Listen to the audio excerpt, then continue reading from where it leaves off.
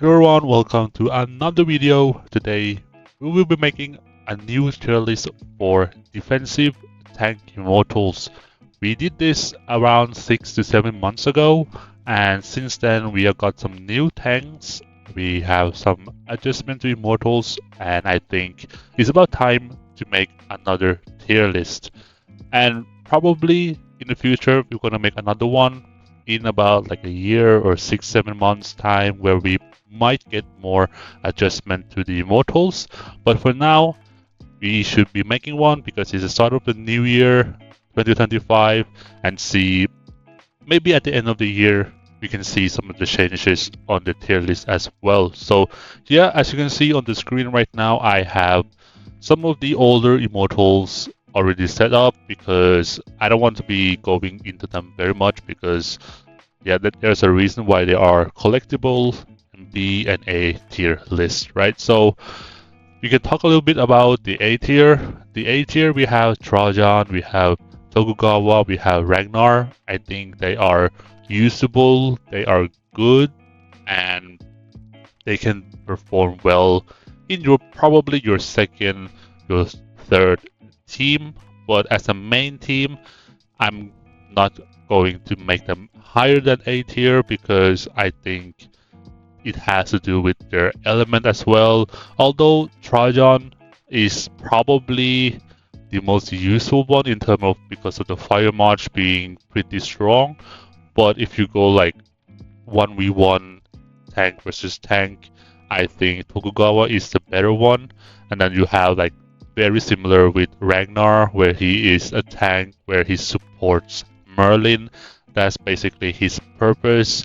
And other than that, there's nothing really important to talk about. I think these immortals have been out for a very long time, and I also make a video about like everything you need to know about these immortal as well. So you can go check them out if you want to know about these immortal a little bit more.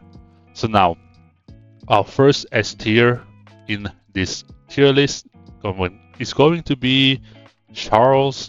Charles is very, very good immortal, and I think he is one of the best tank in the game, like since forever, since beginning of the game basically, and he still performed very well today.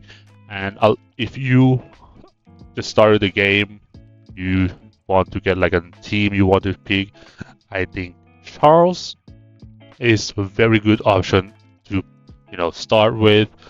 But nowadays I feel like he's a little bit lackluster. His fragments are a little bit difficult to obtain, and therefore I would prefer other tanks before him. And the next one will be Shin. I think Shin is a better tank than Charles in current meta, and a lot of people have been switching to Shin as well. I think Shin is easier to obtain and cheaper to obtain as well.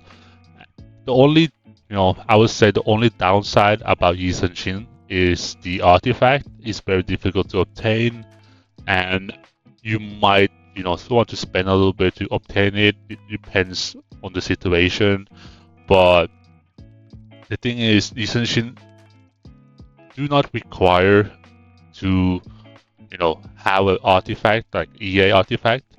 But if you have it, it's perfect. But if you don't, it's still gonna be good. Is it better than Charles with artifact?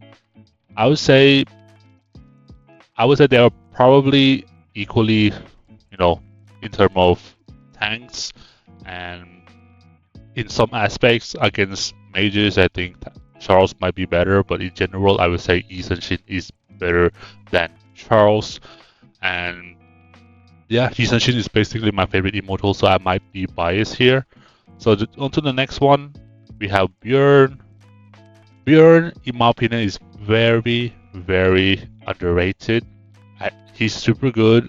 You're starting to see him in a lot of the matches nowadays, and a lot of people have been switching to double tanks, right? Normally, when you go double tank, you do Shin and Charles. I've seen some people, and I've been testing myself for a very long time. Bjorn and Yi Senshin is a very good combo. A very, very good combo. And if you can do Sparks of Galaxy, he is a very good value there. And I would say it's cheaper and easier to obtain Bjorn than Charles. And Bjorn is more flexible into more teams, and I like him way more than Charles at the moment. Although I use Charles in my main team, but that's just because I already gathered many fragments from before, so due to the specializations and stuff like that, right? I think my Charles is currently better than my Bjorn, but if I were to compare them, like, you know, when everything is maxed out, I would take Bjorn over Charles every day.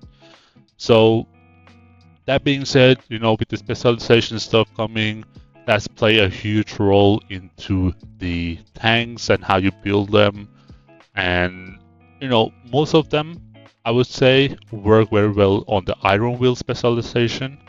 And that's what I'm using all of my tanks, and that's kind of like the standard way to go for.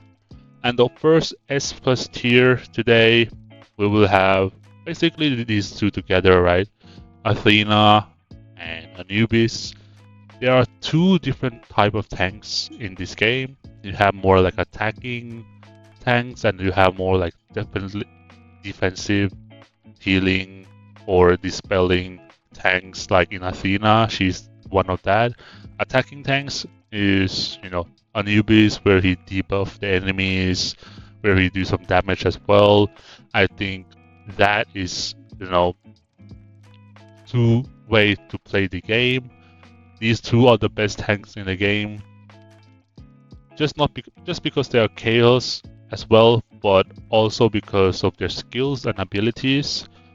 When Athena is in a double tank, she tends to be weak against Charles, Charles double tank. But in general, Athena's gonna perform very well, even better than most of the, all of the Immortals basically, except Anubis. Right now, Anubis is in the meta because he has very good energy regen. His skills is very similar to Bjorn, but even better with more damage. So a lot of people are using like the legendary skills on Anubis, where he just perform very well with Wukong, of course, and you have the backliner of Wu Fei and Ninetales. That is very good. If you choose more sustain, I think Athena will be way better. But it really depends on what people likes to build, right? Athena is more sustain. Anubis is more of like an offensive for your team and can debuff enemies. That is, two different ways to play them, and I think they both are S tier. Now, onto this additional segment that I want to do as well is the segment where I put the best value tanks in the game in terms of money and availability, of course. And start with Athena and Anubis. These two gonna be very costly for a lot of people. I did my Chaos Immortal for like 10-12 weeks, and I bought spent $200 a week on the Chaos Wheel. I save up tickets, right? The ice, and it was very costly. And for that money, I think it's no-brainer that you want to put these tanks up here because they are much cheaper.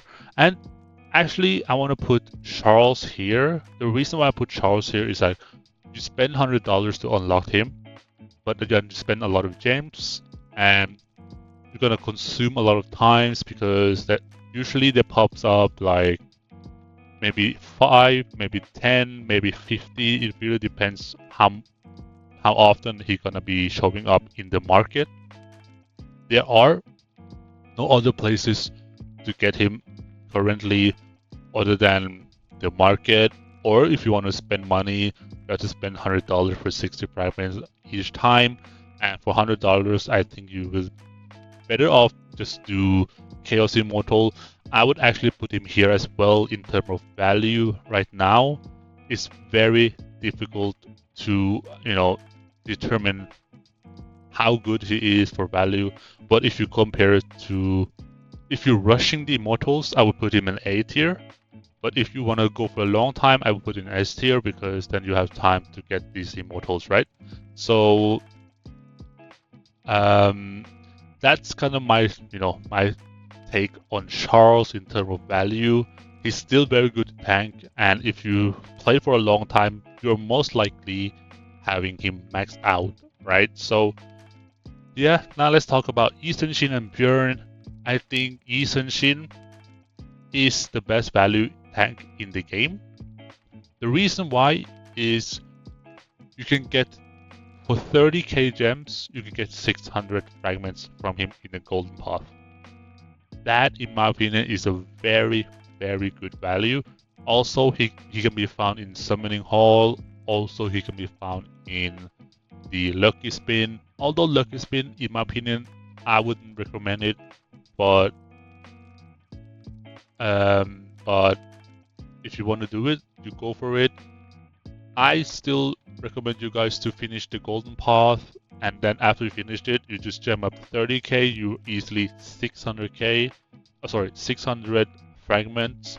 I did this like 2 times or 3 times, and my Yi Sun-shin is basically level 8 specialization as well now, so I think I did very well there doing all of this stuff because it really helped out my Yi Sun-shin a lot. And in my opinion, he is the best value tank in the game and one of the best tank in the game as well. So you won't regret getting him at all. As for Bjorn, I think Bjorn is a very good value as well because you get him via Sparks of Galaxy. And if you do KVK, you might be lucky you get him in the chest. And you have like a shadow, random fragments. That also works for Bjorn. If you're lucky, you get him there. But in my opinion, if you do Sparks, if you can spend 20k gems each event or every 2 weeks, I would say, you will be getting his artifact as well. You will be getting the Immortal fragments, which in my opinion is very, very good. And these two together are, in my opinion, the best value tanks in the game in terms of money and gems and stuff like that. Of course, if you want to go for Trajan, Ragnar, and Tokugawa as well, they are good. I would say they are good value early game as well, and they are useful. But in my opinion, if you want to go full meta, I think Yi Sun-shin and Bjorn are the best value in the game. So yeah, that's basically my take on the best value tanks and my tier list early in this video. And I hope you guys find this very helpful. This tier list is making of January 2025, and maybe in the next 10 months, where I'm probably gonna make another tier list again, we will see some adjustments in this Immortal. Maybe we have more Immortals as well, addition to these tanks. And yeah, let me know, guys. So if you like and agree with this tier list, please give it a like. But if you disagree with something and I missed something out, please let me know in the comment section. That would be very helpful. Then we can have like a discussion together, because I find discussion about Immortals very funny, and I enjoy having the discussion in the game. So yeah, thanks you guys for watching. See you guys in the next video.